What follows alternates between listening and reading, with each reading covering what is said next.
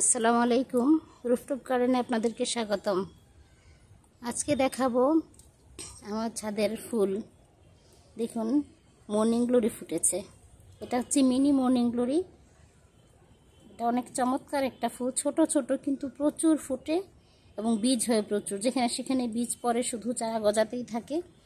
অসম্ভব চমৎকার। এর পাতাগুলো দেখুন কীরকম হালকা সবুজ,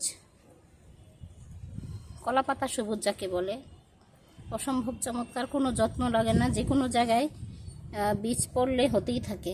এখানে দেখুন কলিটা কি চমৎকার, এই যে কলি খুবই সুন্দর। আর এইটা থেকে হচ্ছে মধু খাওয়া যায়।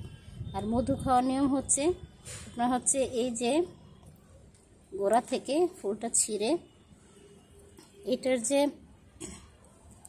গোড়ার এই সবুজ অংশটা খুলে এইখানে চুষলেই আপনারা মধু পাবেন। দেখেন, এইখান থেকে চুষলে মধু পাওয়া যায়। তো যখন যথেষ্ট পরিমাণে ধরে তখন আমি এটার মধু খেয়ে থাকি। যদিও খুবই সামান্য পরিমাণ, ছোট ফুল, তাই খুবই সামান্য পরিমাণ মধু পাওয়া যায়। কিন্তু দেখুন, আমি ধরেছিলাম ফুলটা, আমার হাতে মধু লেগেছে। দেখুন কি চমৎকার একটা ফুল, কিন্তু অযত্ন অবহেলা এটা বড় হয়।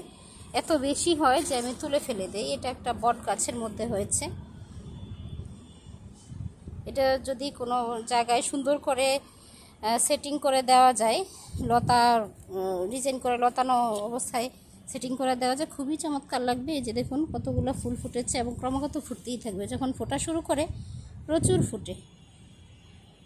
দেখুন, এটাকে বলে মিনি মর্নিং গ্লোরি। এবং এটা ফুলের মধু খাওয়ার জন্য মৌটুসি আসে ছাদে, মাঝে মাঝে মৌটুসি আসে। তো আমি বলি এটাকে যে এটা হলো বাংলাদেশি হামিং বার্ড। কারণ যেসব ফুলের পিছন দিক দিয়ে এরকম সিলিন্ডার আকৃতির থাকে, এই যে পিছনে দেখেন একটা পাইপের মতন সিলিন্ডার আকৃতি থাকে, এইসব মধু খাওয়ার জন্য ওই মৌটুসি আসে। এদের মুখের ঠোঁটটা হচ্ছে একটু চোখা ধরনের। তো সেই ঠোঁটটা এইটার মুখের ভিতরে ঢুকিয়ে দিয়ে, এই ফুলের ফাঁকা জায়গার ভিতরে ঢুকিয়ে দিয়ে ওরা মধুটা কালেক্ট করে। তো এই রকম ফুল হলে ওরা কিভাবে যেন টের পায়, সেভাবে ওরা চলে আসে এবং এটা খেতে আসে। খুবই চমৎকার একটা ফুল, সাধারণ ফুলের অসাধারণ রূপ আজকে আমি আপনাদেরকে দেখালাম। আসসালামু আলাইকুম ওয়া রাহমাতুল্লাহ।